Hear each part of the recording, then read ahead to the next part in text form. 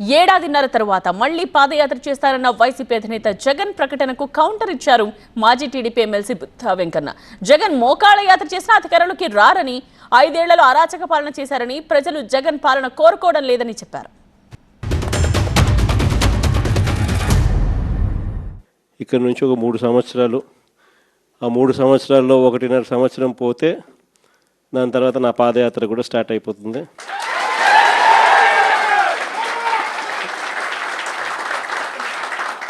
దాని తర్వాత మరో 1.5 సంవత్సరం నేను కూడా ప్రజలతోనే రోడ్ల మీదే, ప్రజల్లోనే మమేకమవుతూ ఆ ప్రయాణం కొనసాగుతుంది. జగన్మోహన్ రెడ్డి పాదయాత్ర కాదు, మోకాల యాత్ర చేసినా ఇక అధికారంలోకి రావడం అనేది కళ. పాదయాత్ర చేస్తానంటే జనాలు ఎవరు కూడా నమ్మే పరిస్థితి అది. జగన్మోహన్ రెడ్డి నువ్వు అక్కర్లేదని కదా నీకు 11 సీట్లు ఇచ్చింది.